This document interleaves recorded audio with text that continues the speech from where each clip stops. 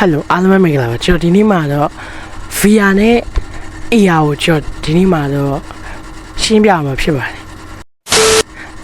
လူတွေများများနားလည်ကြတဲ့နီလန်းနေတိုင်းကျွန်တော်ရှင်းပြမှာဖြစ်ပါတယ်ဘာလဲဆိုတော့ကျွန်တော်အရင်ဆုံး VR ကိုရှင်းပြမှာပဲ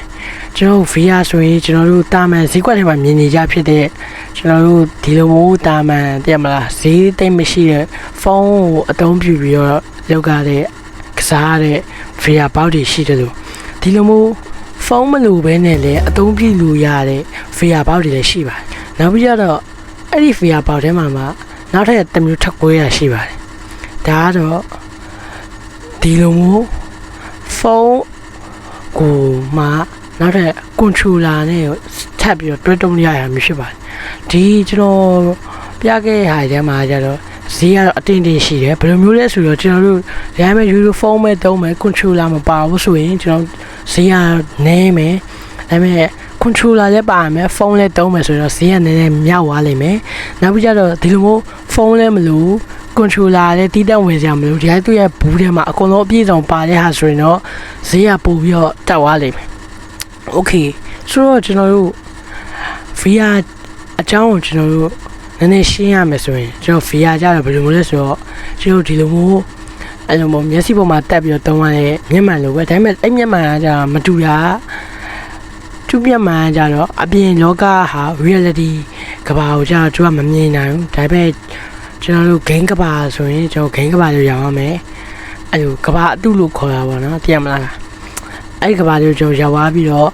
ကျွန်တော် game ဆိုရင်လည်းအဲ့ဒီမှာတကယ်စစ်ပွဲ game ဆိုရင်စစ်ပွဲရောက်သွားလို့ခံစားရမယ်တကယ်လေးပေါ်ပြန်တဲ့ game ဆိုလေးပေါ်ပြန်နေလို့ခံစားရမယ်ဆိုတော့ဒီလိုပါပဲအကင်အဲ့ဒီ VR ရဲ့အတိတ်ပြဒီလိုပါပဲဟုတ်ကဲ့ဒါပေမဲ့ကျွန်တော်တို့ AR ကြတော့ဒိုင်းနဲ့ကွဲပြသွားတယ်ဘယ်လိုမျိုးလဲဆိုတော့ AR ကြတော့မျက်မှန်လိုပဲဟိုကျွန်တော်ခုနကပြောခဲ့တဲ့ VR မျက်မှန်လိုပဲဆိုတာတွေ့အဲ့ရဲ့ VR ဆိုရဲမျက်မှန်မှာကြတော့အဲ့လိုမျိုးကျွန်တော် reality ကဘာရဲ့အဲ့လို reality ကဘာမှာအသုံးပြုလို့မရဘူးပေါ့တဲ့မလားအဲ့မျက်မှန်တက်ပြီးတော့ဥပမာလမ်းလျှောက်တာတစ်ခုလောက်တာပေါ့တဲ့မလားအဲ့လိုချက်ရဥပမာဘယ်လိုလဲဆိုတော့ကျွန်တော်တို့အဲ့မျက်မှန်တက်ပြီးတော့ဟင်းချက်တာနောက်ကြတော့သမင်းစားတာနောက်ကြတော့အလုပ်လုပ်တာအဲ့ဒီຢာတွေကို VR မှာလုပ်လို့မရပါဘူး AR မှာပဲအဲ့ဒီအရာကိုလုပ်ရဖြစ်ပါတယ်အဲ့လိုလုပ်ရရတယ်ဆိုတာကြတော့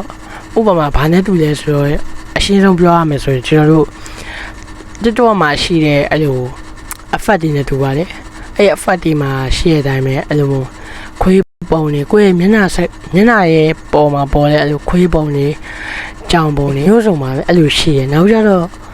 အဲ့ဒီဟာအပြင်ကျွန်တော်တို့တကယ် reality ကဘာမှာမတည်ရင်ကျွန်တော် game character တွေနောက်ကြတော့ movie တွေက character တွေကအပြင်ထွက်ပြီးတော့ကနေတာလို့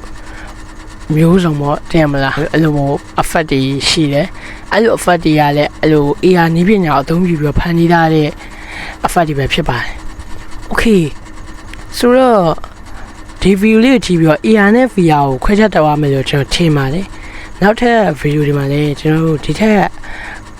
ကောင်းတဲ့ကျွန်တော်တို့အသိပညာမျိုးတွေကိုကျွန်တော်က